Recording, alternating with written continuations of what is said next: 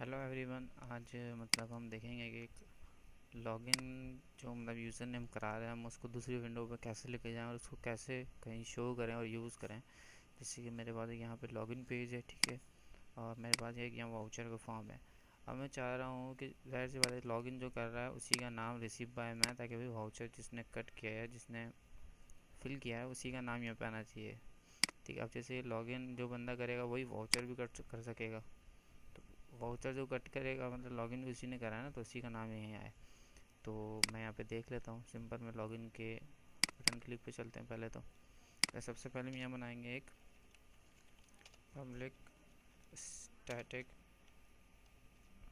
String user name, ठीक है ना, ये आ गई public static string user name. एक हमने वेरिएबल बना लिया स्ट्रिंग स्टैटिक। स्ट्रिंग है वो स्टैटिक भी है और पब्लिक भी है।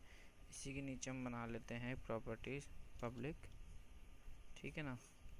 अच्छा, अब ये मैं प्रॉपर्टी की बना रहा हूँ, प्रॉपर्टी इसलिए बना रहा हूँ मैं अपना डायरेक्ट मतलब ये हमारा जो वेरिएबल है ये कहीं भी मतलब डायरेक्ट किसी भी विंडो पर नहीं आएगा। ये एक सिक्योरिटी के लिए मतलब मैं बनाना चाह रहा हूँ पब्लिक।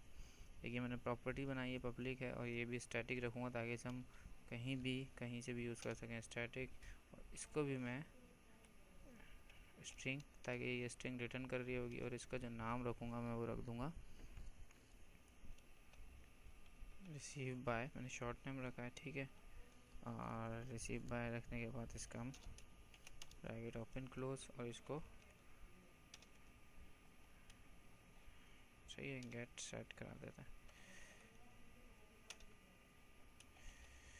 अब इसके अंदर सेट पहले तो हम सेट करा लेते हैं। सेट क्या कराएंगे हम, सेट हमें ये कराना है यूज़र नेम के अंदर भाई आप वेरिएबल जो है हमारा यूज़र नेम जो वेरिएबल है हमारे पास वो बराबर कर दो, मतलब उसके अंदर वैल्यू कर दो जो वैल्यू आपके पास आए।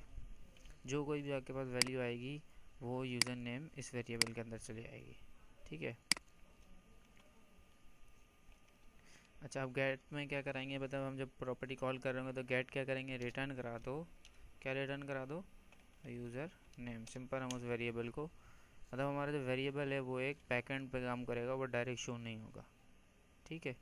तो उसके बाद जो हमारा स्टेप होगा, ये हमने बाहर बनाई है प्रॉपर्टी अलग से, और उसके अलावा ये वेरिएबल बनाया है, स्ट्रिंग की है दोनों चीज़ें। और मैं दोबारा बटन क्लिक पे क्लिक करता हूँ, और मैं यहाँ पे क्या करवा रहा हूँ, सिंपल एक लॉगिन कराया है वसी और 123 पासवर्ड। अगर ये हो जाए तो फिर आप ये वाला डैशबोर्ड ओपन करा देना। अच्छा, कोई भी आप विंडो ओपन कराते तो ये जो काम मैं कराना चाह रहा हूँ तो ये सबसे पहले होगा। अब ये अथराइज हो गया कि भाई ये बंदा सही है, तो उसके बाद हम क्या कराएंगे, अपनी प्रॉपर्टी कॉल करेंगे रिसीव बाय, ठीक है। इसको अब सेट करा देंगे। क्या कराएंगे कि यूज़र नेम में मैं बता देता हूँ। इसका जो कोड नेम मैंने रखा हुआ है यूज़र नेम टेक्स्ट रखा हुआ है, ठीक है ना।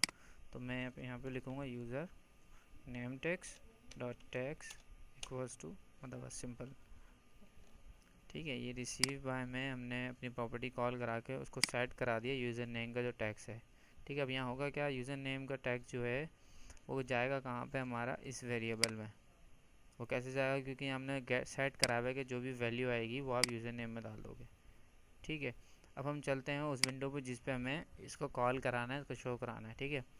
अब मुझे इसको शो कराना है इस टेक्स्ट बॉक्स में, तो मैंने इसको यहाँ से रीड ऑनली किया हुआ है ताकि इसे कोई चेंज ना कर सके। तो और ये काम मुझे कहाँ करवाना है, ये काम मुझे करवाना है पेज लोड के ऊपर। तो मैंने यहाँ पेज लोड पे डबल क्लिक करा, पेज लोड का इवेंट इंटरनेट हो गया।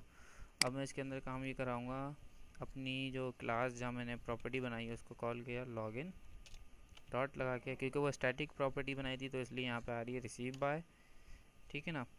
अब ये तो मैंने करा लिया, क्योंकि रिटर्न कर रही है तो मैं इसको यहाँ पे ऐसे भी लिख सकता हूँ। एक मिनट, इसका जो नाम है वो हम देख लेते हैं। इसका नाम है रिसीव टैक्स, ठीक है ना, receive text dot text equal to this, आपकी क्लास का नाम और प्रॉपर्टी, सिंपल। अब इसको रन करके देख लेते हैं।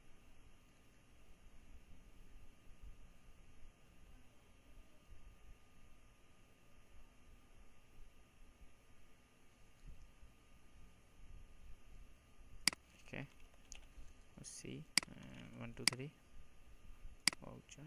वाउचर के अंदर ये देख कर आप बस सी आ रहा है, ठीक है। अगर कोई क्वेश्चन वगैरह आपको पूछना हो तो आप कमेंट वगैरह में पूछ सकते हैं। Thank you.